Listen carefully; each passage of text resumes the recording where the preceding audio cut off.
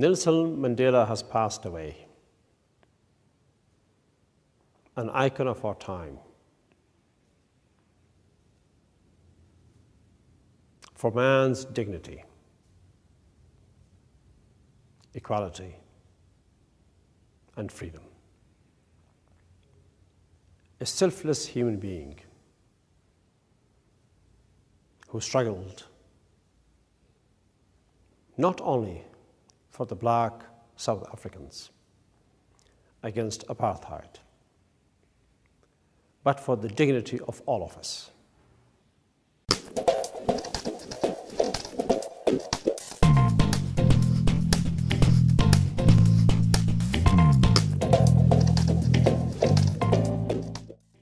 Yes, ladies and gentlemen, that was President Karzai of Afghanistan speaking about the death of Nelson Mandela.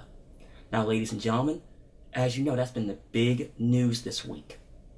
Now, believe it or not, even the president spoke about this. So let's take a look. Today he's gone home. We've lost one of the most influential, courageous, and profoundly good human beings that any of us will share time with on this earth. He no longer belongs to us. He belongs to the ages. Through his fierce dignity and unbending will to sacrifice his own freedom for the freedom of others, Madiba transformed South Africa and moved all of us. His journey from a prisoner to a president embodied the promise that human beings and countries can change for the better. His commitment to transfer power and reconcile with those who jailed him set an example that all humanity should aspire to, whether in the lives of nations or our own personal lives. And the fact that he did it all with grace and good humor and an ability to acknowledge his own imperfections only makes the man that much more remarkable. As he once said, I'm not a saint unless you think of a saint as a sinner who keeps on trying. Now, ladies and gentlemen, I understand where the president's coming from, but let's get something straight right now. There are conservatives out there that are slamming Mandela. And here's the reason why. Way back in the day, I'm talking about the 1950s, he had to align himself with communists. Now, say what you want about back then, but he had to do what he had to do to help his people out. And that was probably his only option at the time. Now, I bring that up because here's a video I saw today from all people, Newt Gingrich, talking about that subject. One of the greatest honors that I had as Speaker of the House was to be with Nelson Mandela, President of South Africa. I know for some conservatives that may seem surprising, but let me explain briefly why I found Mandela so compelling when he came to receive the Congressional Medal of Freedom to be honored by the U.S. Congress and the President of the United States. This was a man who was faced with a regime, a dictatorship, if you will, that was determined to eliminate any opportunity for any African to have any political rights. Now, as somebody who was proud of the Americans who had stood up to the British, as somebody who was proud of the Americans who stood at Concord and Lexington and stopped the British Army, I had to believe in freedom, freedom for everyone. And Mandela stood up for freedom. In standing up for freedom, he was sentenced to 27 years in prison, 19 of them in a very small cell, about 8 foot by 6 foot. Imagine spending 27 years of your life in prison. But he didn't come out angry. He didn't come out bitter. He came out as a remarkably wise man who understood that his job was to bring together and reconcile his country, to bring together people of all backgrounds. And he had such deep compassion that he invited the prison guard who had watched over him to sit in the front row at his inauguration, to say to the entire country, if I can reconcile with the guard who kept me locked up for 27 years, surely you can reconcile with your neighbors. He also had grown to recognize that many of the ideas of communism and socialism just didn't work. And he set out to reassure people that businesses could grow, that investment could come, that jobs were vital. The fact is that with all of its difficulties, South Africa is far better off today than many countries because Nelson Mandela set it on a path. Do they have a huge problem? Sure. But they'd have had much bigger problems without the wisdom of Nelson Mandela. This is a remarkable leader, someone worth studying, someone that it was an honor to have met and to have been able to, for a brief moment, realize what an extraordinary charismatic presence he was, and to realize what courage he had, what discipline, and what dignity. So all of us, I think, on his passing, can take a moment to recognize that this was a remarkable man who contributed to the freedom of the human race. I was shocked. Newt, really? Of all people? And people are hammering him over this. Now, he was also on, I believe, Face the Nation this morning also. He also spoke about that. Now, as of this taping, I don't have access to that particular interview at this time. Now, we all saw it coming. We all knew it was coming. And let's be honest. He did more for that country than a lot of people believe. The man sat in jail for the last 27 years. Well, not recently, but he was in jail for 27 years, excuse me. And he rose to lead that country. I actually say he turned out pretty good. So let's stop the bashing and just honor the man. Point blank. And we'll be right back. Hello everyone, my name is Lance Bell, host of Real Deal Politics with the AntiPundit. Now, I've been a blogger and a podcaster since 2008. Now, I always get the exact same question. What's up with the media? Now, we all know in American politics we have the left and the right and the media. Now, the media is not helping this cause at all, meaning that they might be unbiased, but they're always out trying to fit a narrative, either towards the left or the right. Now, that's where I come in. I give it to you plain and simple, down and dirty, no fluff. Now, because of that, I've gotten a very good following. Now, as you can see in my video view counts here, they're actually pretty good and they're starting to grow. Except for one thing. My back is against the wall and stuck, and let me explain. My show is growing exponentially, but look what I'm up against right now. I mean, you look at this small video I have here. I mean, I'm running everything off a small computer. 3-point lighting is non-existent, and as you can see, those are just regular desk lamps.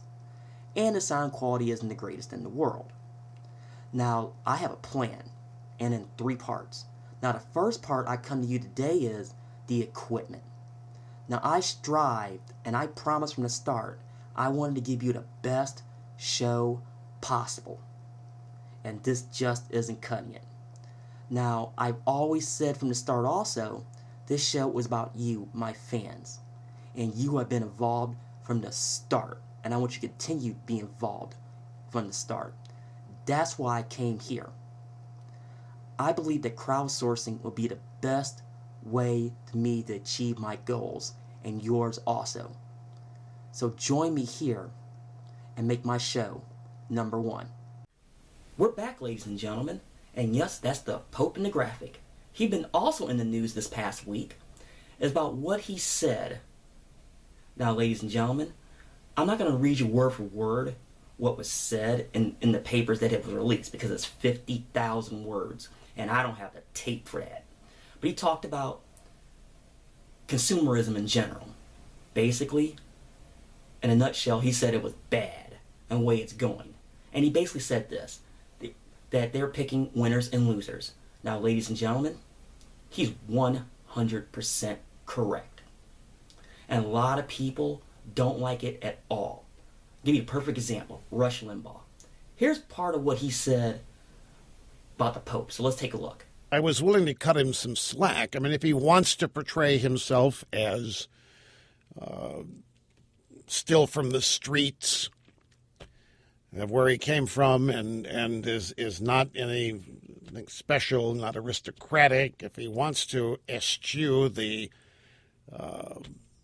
physical trappings of the Vatican, okay, cool, fine. But this that I came across last night, I mean, it totally befuddled me. If it weren't for capitalism, I don't know where the Catholic Church would be. Now, as I mentioned before, I'm not Catholic. I admire it profoundly, and I've been tempted a number of times to delve deeper into it. But the Pope here has now gone beyond Catholicism here, and this is pure political. And I want to share with you some of this stuff. Pope Francis attacked unfettered capitalism as a new tyranny. He beseeched global leaders to fight poverty and growing inequality in a document on Tuesday setting out a platform for his papacy and calling for a renewal of the Catholic Church. In it, Pope Francis went further than previous comments, criticizing the global economic system, attacking the idolatry of money. I got to be very careful. I have been numerous times to the Vatican. It wouldn't exist without tons of money. But regardless what this is, somebody has either written this for him or gotten to him. This is just pure Marxism coming out of the mouth of the Pope. There's no such unfettered capitalism. That doesn't exist anywhere. Unfettered capitalism is a liberal socialist phrase to describe the United States. You know, Rush, I try to defend you sometimes. I really do, but I can't defend you on this. The man just spoke his mind. And let me tell you exactly what this is all about. He has something that he wish he had, people in politics wish they had, pundits wish they had, me, myself, I wish I had. He has one major thing, and that is major street cred with the youth. He knows what it takes. Make no question about it. And he wants to see it come to an end. You finally get a religious leader, that actually wants to do good and doing it publicly. And let's look, I even looked high and low about the alleged reporting him going out at night helping the homeless. And I couldn't find it anywhere. So, if you know where a video is at where you're actually doing that, please post that in the video below so I can have it, so I can actually show people. Now, he's going to be doing a lot of good things here, and a lot of people are mad because he's going after it hot and heavy. And you got somebody in his position doing it, people are stepping up and taking notice. And we'll be right back. We're back, ladies and gentlemen. Did you realize there was a strike nationwide this week? Well, given what's happened, it's got buried in the news this week. Back on Thursday, there was a nationwide fast food strike. Now, I looked around trying to find good video that wasn't slanted at all, and I really didn't see anything that I liked, except for one. Of all people, Tomo News and the Taiwanese animator stepped to the plate. Now, I'm going to show you this video, and yes, it's tongue-in-cheek. And we're going to talk about it a little bit, so let's take a look. 素食店从业人员拟罢工。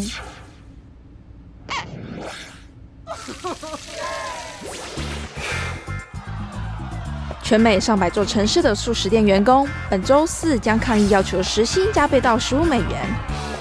此举也许会徒劳无功，但假如真的奏效，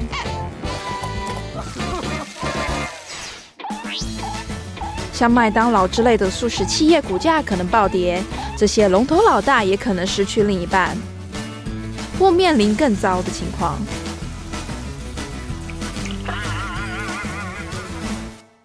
餐点可能更贵，但对美国人的身材来说并不算坏事。况且这些员工也能给孩子更好的生活。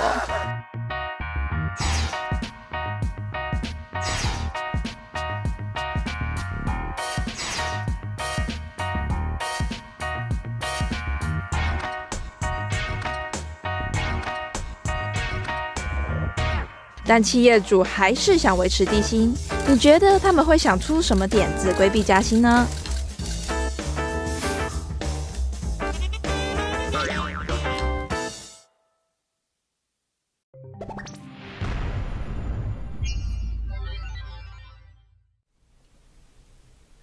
？Now look, ladies and gentlemen.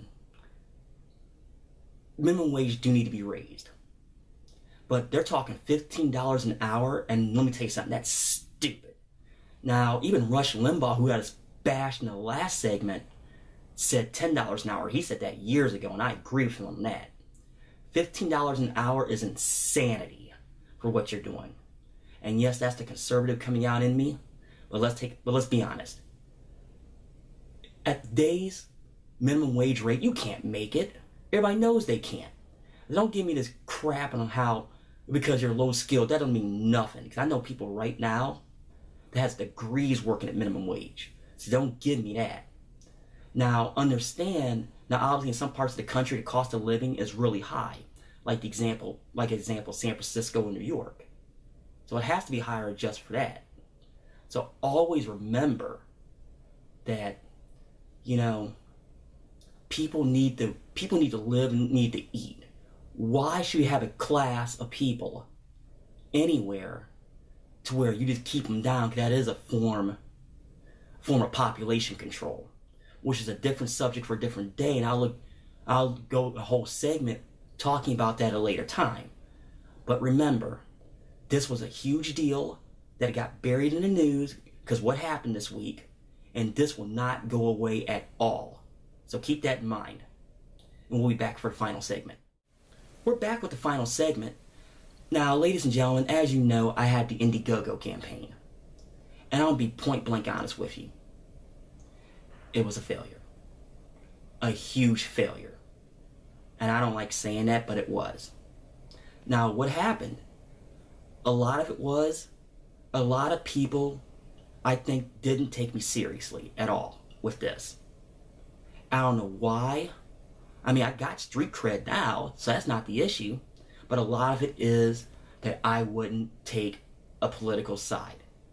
And people who've watched me for a long time, or listened to my podcast in the past, know full well that is not my style. I just want to give it to you straight with no fluff. Now, ladies and gentlemen, I will do a second campaign, so stay tuned for the next couple of weeks. I'll have news as far as that. And always remember, I want to do it my way. I don't want to go out there and be your talking head pundit. I refuse to. But I want to give you the highest quality show possible that I can, with insight that's level, professional, and most importantly, real. Well, ladies and gentlemen, that's it for this week. I'd like to thank you for watching, and always be careful, and remember, fear to rate.